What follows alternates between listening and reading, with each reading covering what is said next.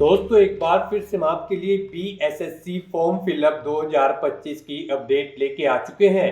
कैसे आप BSSC field assistant 201 vacancy के लिए अपना फॉर्म अप्लाई कर सकते हो। कंप्लीट जानकारी स्टेप बाय स्टेप आपको इस वीडियो में दी जाएगी। ऑनलाइन आवेदन करते समय आपको कोई भी ऐसी गलती या फिर मिस्टेक नहीं करनी होगी जिसको करने से आपके एप्लीकेशन फॉर्म रिजेक्ट हो सकते हैं। अप्लाई करते समय आपको कुछ महत्वपूर्ण इंस्ट्रक्शंस का भी ध्यान रखना होगा, तभी आपके एप्लीकेशन फॉर्म सक्सेसफुली सबमिट किए जाएंगे। और अप्लाई करते समय आपको फोटोग्राफ, सिग्नेचर, डॉक्यूमेंट्स कैसे और कितने केबी में अपलोड करने होंगे, कैसे आप अपनी क्वालिफिकेशन की डिटेल दोगे, कैसे फीस पेमेंट करते हुए रजिस्ट्रेशन से लेकर प्रिंट तक आप अपना फॉर्म अप्लाई करोगे। तो कंप्लीट जानकारी के लिए आपको ये वीडियो शुरू से लेके एंड तक बिना स्किप किए हुए देखनी होगी। इस वीडियो को कंप्लीटली देखने पर ही आपके सभी सवाल और डाउट क्लियर होंगे। तो चलिए दोस्तों बिना कोई वक्त कमाए शुरू करते हैं बीएसएससी फॉर्म फिलअप 2025 की पूरी जानकारी। फॉर्म भरने से पहले आपको हमारी वेबसाइट IND सरकारी नौकरी के इस पेज पर विजिट करना होगा, जिसका लिंक आपको नीचे description plus first comment box में मिल जाएगा। और हमारे इस पेज पर विजिट करके आप यहां से बीएसएससी फील्ड असिस्टेंट वैकेंसी का फॉर्म अप्लाई कर सकते हो। Bihar staff selection commission BSSC कर्मचारी चयन आयोग की ओर से फील्ड असिस्टेंट एग्रीकल्चर डिपार्टमेंट के अंतर्गत नोटिफिकेशन रिलीज किया गया था, जिसमें 201 वैकेंसीज निकली हुई है। 5200 से 20,200 सैलरी है। आवेदन करने की लास्ट डेट 21 मई 2025 है। यहाँ पर ISC या एग्रीकल्चर डिप्लोमा से आप अप्लाई करोगे। 18 से 37 मेल के लिए, जबकि 18 से 40 फीमेल के लिए आयु सीमा आपकी रहेगी। फीस यहाँ पर जनरल OBC WS के लिए 540 है, SC ST PH के लिए 135 है, जो कि आप ऑनलाइन मोड से पेमेंट करोगे। रिटन एग्जाम से सिलेक्शन होगा, ऑनलाइन अप्लाई कर सकते हो। बिहार जॉब लोकेशन है, ऑल इंडिया से ऑनलाइन कर सकते हो। ऑनलाइन bssc.com ये इसकी ऑफिशियल वेबसाइट है, जिससे आप ऑनलाइन अप्लाई कर सकते हो। इंपोर्टेंट लिंक सेक्शन के अंतर्गत नोटिफिकेशन लिंक पर क्लिक करके आप इसकी PDF डाउनलोड कर सकते हो। इसमें आपको पोस्ट वाइज वैकेंसीज की इंफॉर्मेशन, कैटेगरी वाइज वैकेंसीज, यहाँ पर सैलरी डिटेल, क्वालिफिकेशन की इंफॉर्मेशन और एज लिमिट की जानकारी दी गई है।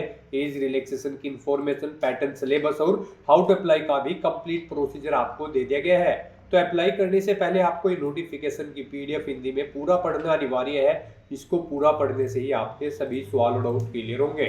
PDF रीड आउट करने के बाद में आपको अप्लाई ऑनलाइन लिंक पर क्लिक करना होगा, तो आपके सामने इसका ऑनलाइन आवेदन करने का ये ऑफिशियल पोर्टल ओपन हो जाएगा। गाइस यहाँ पर अगर आपने पहले से रजिस्ट्रेशन कर रखा है तो आपको लॉगिन के इस लिंक पर क्लिक करना है और लॉगिन करके अपना फॉर्म अप्लाई कर लेना है। जैसे ही आप लॉगिन के लिंक पर क्लिक करेंगे आपके सामने लॉगिन का इंटरफेस ओपन होगा। यहाँ पर आने के बाद आपको अपना रजिस्ट्रेशन नंबर एंटर करना है, अपना पासवर्ड आपको एंटर करना है, ये कैप्चा कोड आपको यहाँ पर एंटर करना है और उसके बाद आपको लॉगिन की इस ऑप्शन पर क्लिक करके अपने डैशबोर्ड में लॉगिन कर लेना है और फिर वहां से आपको अपना फॉर्म अप्लाई करना है। और गाइस अगर आप इस भर्ती के लिए फर्स्ट टाइम अप्लाई करने जा रहे हो तो सबसे पहले यहाँ पर आपको अपना रजिस्ट्रेशन करना होगा। उसके लिए आपको यहीं पर ही रजिस्ट्रेशन का ये लिंक दिया गया है, आप इस लिंक पर क्लिक करें और अपना रजिस्ट्रेशन कर लें। जैसे ही आप रजिस्ट्रेशन के ऑप्शन पर क्लिक करेंगे आपके सामने रजिस्ट्रेशन का फॉर्म ओपन हो जाएगा। यहाँ पर आने के बाद सबसे पहले आपको अपना नाम एंटर करना है, उसके बाद आपको अपना जेंडर सिलेक्ट करना है। फिर यहाँ पर आपसे पूछा गया कि क्या आप बिहार राज्य के निवासी हैं, अगर हैं तो यस करें और फिर आप अपनी कैटेगरी सिलेक्ट कर लें, नहीं है तो आप नो ऑप्शन सिलेक्ट कर लें। आगे की डिटेल यहाँ पर आपको डिसेबल्ड कर दी जाएगी। और फिर यहाँ पर अगर आप बिहार स्टेट से बिलोंग करते हो और आप अपनी कैटेगरी यहाँ पर सिलेक्ट कर लेते हैं, उसके बाद आपको अपनी कास्ट सिलेक्ट यहाँ पर करनी होगी, यानी कि जाति आपको सिलेक्ट करनी है। उसके बाद यहाँ पर आपसे पूछा गया कि क्या आप यहाँ पर PWBD कैंडिडेट हैं, अगर हैं तो आप यस करेंगे, नहीं है तो आप नो ऑप्शन सिलेक्ट करेंगे। यस ऑप्शन अगर आप सिलेक्ट करते हैं तो फिर यहाँ पर आपको अपनी डिसेबिलिटी का टाइप देना है और उसकी परसेंटेज यहाँ पर आपको देनी होगी। और उसके बाद गाइस यहाँ पर आपसे पूछा गया कि क्या आप एक सर्विसमैन हैं, अगर हैं तो यस करें, नहीं तो नो ऑप्शन सिलेक्ट करें। यस ऑप्शन अगर आप सिलेक्ट करते हैं तो फिर आप यहाँ पर सर्विस इन डिफेंस, कितने दिन से आप सर्विस में हैं, वो ईयर, मंथ और डे यहाँ पर आपको सिलेक्ट करने होंगे। उसके बाद यहाँ पर आपसे पूछा गया कि क्या आप 1 जनवरी 1963 के बाद NCC से विमुक्त होने के बाद बिहार सरकार के अधीन कार्य कर रहे हो, अगर कर रहे हैं तो यस करें, नहीं तो आप नो ऑप्शन सिलेक्ट करें। उसके बाद आपसे पूछा गया कि क्या आप बिहार सरकार की नौकरी में संविदा कर्मचारी के रूप में कार्य कर रहे हैं, अगर कर रहे हैं तो आप यस करें, नहीं तो नो ऑप्शन सिलेक्ट करें। यस ऑप्शन अगर आप सिलेक्ट करते हैं तो फिर यहाँ पर आपको अपना ईयर, मंथ और डे सिलेक्ट करना होगा जब से आप यहाँ पर संविदा में कार्य कर रहे हैं। और उसके बाद गाइस यहाँ पर आपसे पूछा गया है, क्या आप बिहार सरकार के कर्मचारी हैं जिन्होंने कम से कम 3 साल नियमित एवं रेगुलर सेवा की है? अगर की है तो यस करें, और फिर यहाँ पर अगर नहीं की है तो आप नो ऑप्शन सिलेक्ट करेंगे। उसके बाद आपसे पूछा गया कि क्या आपने बिहार सरकारी कर्मचारी के पद में प्रयासों की संख्या यानी कि नंबर ऑफ अटेम्प्ट्स देनी है, आपने यहाँ पर सरकारी कर्मचारी के लिए कितने प्रयास किए हैं, भर्ती में पार्टिसिपेट किया है कितनी बार, आप यहाँ पर वो नंबर सेलेक्ट कर ले 1 2 3 4, या फिर नहीं किया है तो आप 0 ऑप्शन सेलेक्ट करेंगे। उसके बाद यहाँ पर आपको अपना मोबाइल नंबर एंटर करना है, फिर उसे एक बार फिर से एंटर करके कंफर्म कर लेना है। नेक्स्ट यहाँ पर आपको अपनी ईमेल आईडी एंटर करनी है, उसे भी एक बार फिर से एंटर करके कंफर्म कर लेना है। फिर यहाँ पर आपको अपनी डेट ऑफ बर्थ सेलेक्ट कर लेनी है। उसके बाद गाइस यहाँ पर आपको ये कैप्चा कोड इस बॉक्स में एंटर करना है और उसके बाद आपको सेव एंड कंटिन्यू के इस ऑप्शन पर क्लिक कर देना है। उसके बाद यहाँ पर आपके सामने कुछ इस तरह से इंटरफेस शो होगा। अब यहाँ पर अगर आप अपनी डिटेल एडिट करना चाहते हैं तो आप एडिट के ऑप्शन पर क्लिक करके एडिट कर सकते हैं, और अगर सभी डिटेल्स ओके हैं आपके रजिस्ट्रेशन की तो यहाँ पर बस अब आपको कंफर्म एंड नेक्स्ट के इस ऑप्शन पर क्लिक करना है। फिर यहाँ पर आपको एक रजिस्ट्रेशन नंबर और पासवर्ड प्रोवाइड कर दिया गया है। ये रजिस्ट्रेशन नंबर और पासवर्ड आपके रजिस्टर्ड मोबाइल नंबर और ईमेल आईडी पर भी सबमिट कर दिया गया है। आपको इन्हें केयरफुली नोट डाउन करके रख लेना है फ्यूचर यूज के लिए। और यहाँ पर गाइज अब आपको क्लिक हियर फॉर लॉगिन के इस ऑप्शन पर क्लिक करना है। उसके बाद आपके सामने लॉगिन का इंटरफेस ओपन हो जाएगा। अब यहाँ पर आपको अपना रजिस्ट्रेशन नंबर एंटर करना है, पासवर्ड एंटर करना है, ये कैप्चा कोड आपको यहाँ पर एंटर करना है और उसके बाद गाइज आपको लॉगिन के इस ऑप्शन पर क्लिक करके अपने डैशबोर्ड में लॉगिन कर लेना है। लॉगिन करने के बाद आपके सामने कुछ इस तरह से इंटरफेस ओपन होगा। गाइज यहाँ पर आपको अब अपनी पर्सनल डिटेल देनी है, उसके बाद अपना फीस पेमेंट करना है, फिर आपको अपनी एजुकेशनल क्वालिफिकेशन की डिटेल देनी है, फोटो और सिग्नेचर आपको अपलोड करने हैं, लाइव फोटो आपको अपना कैप्चर करना है, अपने डॉक्यूमेंट्स आपको अपलोड करने हैं और फाइनली यहाँ पर आपको अपना फॉर्म सबमिट करने के बाद उसकी एक एप्लीकेशन स्लिप ले लेनी है। तो इन स्टेप्स को कंप्लीट करते हुए यहाँ पर आपको अपना फॉर्म अप्लाई करना है। सबसे पहले यहाँ पर आपको अपनी पर्सनल डिटेल देनी है। यहाँ पर आपको कुछ चीज़ें आपकी ऑटोमेटिकली फिर मिल जाएगी जो आपने रजिस्ट्रेशन टाइम पे प्रोवाइड कराई थी। बस यहाँ पर अब आपको अपने फादर का नाम एंटर करना है, मदर का नाम एंटर करना है। फिर यहाँ पर आपसे पूछा गया है आपका जो डोमिसाइल सर्टिफिकेट है वो कब जारी किया गया है, वो डेट आपको सिलेक्ट कर लेनी है। उसके बाद यहाँ पर आपको अपना डोमिसाइल सर्टिफिकेट का नंबर देना है। फिर आपको अपना डोमिसाइल सर्टिफिकेट आपको किस अथॉरिटी ने यहाँ पर अवेलेबल कराया है उस अथॉरिटी का नाम आपको सिलेक्ट कर लेना है, CO, RO, SDO, DM या फिर अदर। उसके बाद यहाँ पर गाइस आपसे पूछा गया है कि यहाँ पर आपको अगर आप अदर ऑप्शन सेलेक्ट करते हैं तो फिर आपको यहाँ पर उस अथॉरिटी का पद का नाम देना है। फिर यहाँ पर अगर आप रिजर्व कैटेगरी से बिलोंग करते हैं तो आपको अपनी जाति प्रमाण पत्र की संख्या देनी है या फिर आपको EWS प्रमाण पत्र संख्या देनी है। उसके बाद आपको आपका कास्ट सर्टिफिकेट कब इशू हुआ है वो डेट आपको सिलेक्ट कर लेनी है, किसने आपको इशू कराया है उस अथॉरिटी का नाम यहाँ पर आपको सिलेक्ट करना है। अदर ऑप्शन अगर आप यहाँ पर सिलेक्ट करते हैं तो फिर आपको किसने प्रमाण पत्र जारी किया है उस अथॉरिटी का पद का नाम यहाँ पर आपको देना होगा। फिर आपको उस पेज को नीचे स्क्रॉल डाउन करना है। उसके बाद आपसे पूछा गया है कि क्या आप स्वतंत्रता सेनानी के आश्रित हैं, अगर हैं तो यस करें और फिर यहाँ पर आप अपना फ्रीडम फाइटर सर्टिफिकेट नंबर दें, नहीं है तो नो ऑप्शन सेलेक्ट करें।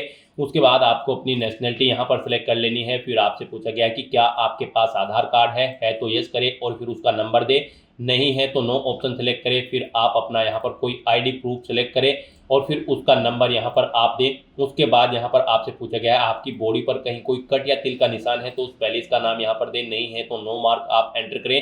फिर आपसे पूछा गया कि क्या आपको कभी किसी प्रतियोगिता परीक्षा से यहाँ पर प्रतिबंधित किया गया है, यहाँ पर किया गया है तो यस करें, नहीं तो नो ऑप्शन सेलेक्ट करें। UPSC, बोर्ड, राज्य आयोग या फिर अन्य किसी संस्था ने आपको यहाँ पर किसी परीक्षा में बैठने से रोका है तो आपको यस करना होगा और फिर आपको बोर्ड, राज्य या आयोग का नाम यहाँ पर देना होगा, ईयर देना होगा, किस ईयर में आपको रोका गया है और नहीं रोका है तो आपको नो ऑप्शन सेलेक्ट करना होगा। उसके बाद आपको अपना कोरोस्पोंडेंस एड्रेस एंटर करना है।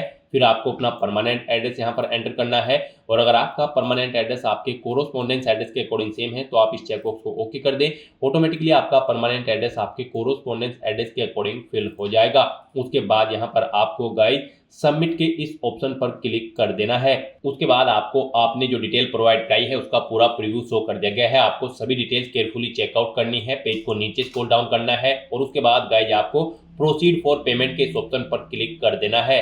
नेक्स्ट आपके सामने कुछ इस तरह से इंटरफेस ओपन होगा। अब यहाँ पर आपको फीस पेमेंट के लिए दो ऑप्शन दिए गए हैं, SBI या फिर ICICI। आप अपने अकॉर्डिंग यहाँ पर कोई भी ऑप्शन सिलेक्ट करें और फिर गाइज आप प्रोसेस ऑनलाइन पेमेंट के इस ऑप्शन पर क्लिक कर दें। नेक्स्ट आपके सामने फीस पेमेंट का इंटरफेस ओपन हो जाएगा। आप debit card, credit card, net banking या फिर UPI के माध्यम से अपना फीस पेमेंट कर सकते हैं। UPI यहाँ पर आपके लिए बेस्ट ऑप्शन रहेगा। अगर आप अपनी UPI ID जानते हैं तो आप एंटर UPI ID के इस ऑप्शन पर क्लिक करें, अपनी UPI ID यहाँ पर एंटर करें और वैलिडेट UPI ID ऑप्शन पर क्लिक करते हुए अपना फीस पेमेंट कर दें। या फिर आप UPI QR के थ्रू भी अपना फीस पेमेंट कर सकते हो। आप UPI QR के ऑप्शन पर क्लिक करें, पे नाउ के ऑप्शन पर क्लिक करें, उसके बाद यहाँ पर आपके सामने ये QR कोड शो हो जाएगा। आप अपने UPI से इसे स्कैन करें और अपना फीस पेमेंट कर दें।